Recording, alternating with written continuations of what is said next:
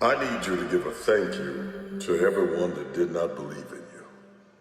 I want you to give a thank you to everyone that said you would never amount to anything. A thank you to everyone that thought they were better than you and would finish before you. Because they gave you hurdles to overcome. They gave you obstacles that you could climb over. They gave you trenches that you had to find a way out of. They gave you mountains to climb. But when you did that, you found that you could go the lowest of lows. You could climb through the hardest of times and overcome the biggest of obstacles and realize that when you got to that level, you earned it. No one gave that to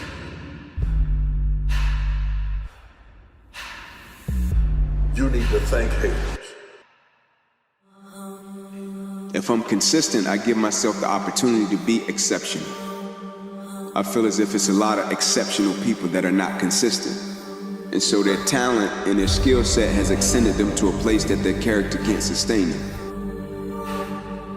I'm not undermining your pain. I'm not undermining and making what you're going through insignificant. But I do want to minimize it, and I want to maximize you. I want to minimize your struggle. I want to maximize your faith.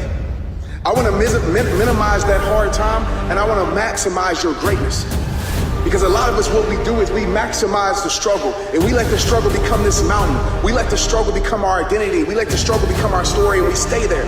And I quickly realized something. I realized that the bills were still coming in. I realized that the calendar was still turning. I realized that the clock didn't stop. I realized that people went on with their life. I realized that the seasons were still changing. I realized that the world was still going on. In fact, if you don't have people that hate on you, it's because you haven't done anything.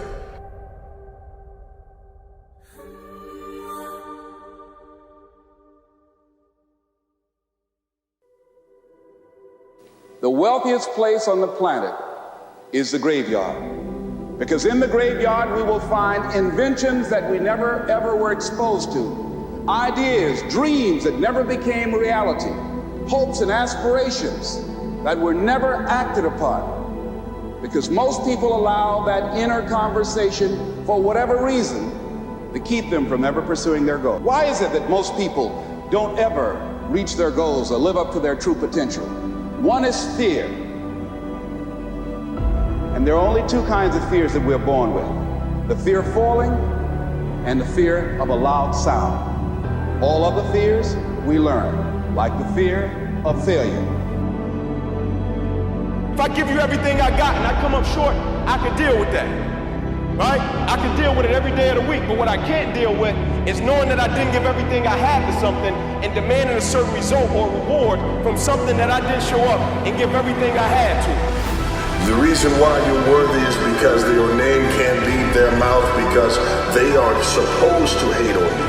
They're supposed to hate on you so that somebody can be announcing that you're coming. No king will come into a court and you not acknowledge them. Look at who you are. You are royalty. It is born in you. Your DNA is made up of something special, because everyone that's trying to stop knew something was coming. And whatever that version of you is, when it arrives, you'll understand why they were afraid. Because the little moment they had, the advantages they held on to, it was just for a moment. But when you arrive, when you finally see why all those things that were happening against you work together like a puzzle. I needed to be abandoned. I needed to be alone. So I needed to go through hell and back so that I could become someone. The only question was, can you be committed to the process of what you're doing without being emotionally attached to the results of what you're doing? I'm gonna ask you again, can you be committed to the process of what you're doing without being emotionally attached to the results of what you're doing?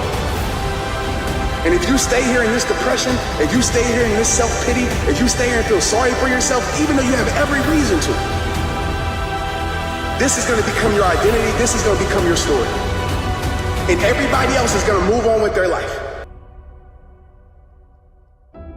You're waiting for someone to save you. You're waiting for someone to give you a helping hand. You're waiting for some miracle just to happen. Let me tell you something, man. The last time I checked, we were created by a great, listen to me right now. The last time I checked, we were created by a great God. The last time I checked, we were created from Him. The last time I checked, you have greatness inside you. The last time I checked, that miracle that you're searching for, that miracle is here. And every single day you look in the mirror, you can see a miracle.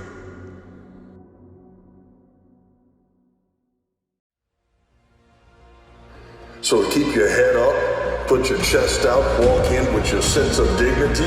You don't need to be validated by anyone because you are already qualified, validated. You are important, you are significant, you are phenomenal, you are amazing, you are a winner because you've overcome something.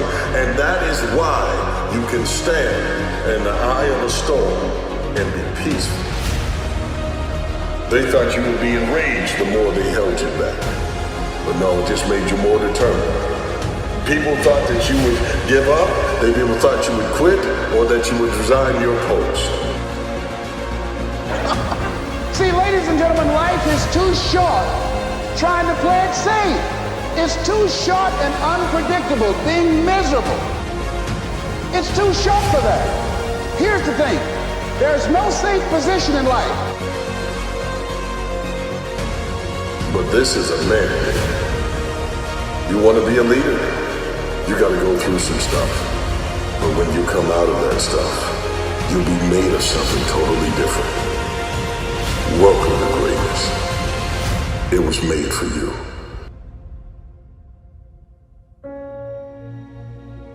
And so when you talk about the journey, that's all we got at the end of the day. When the clock stops, when it's all said and done, when we wrap it up, when we fold tent, all you got is your journey and your experiences. That's where the true value is.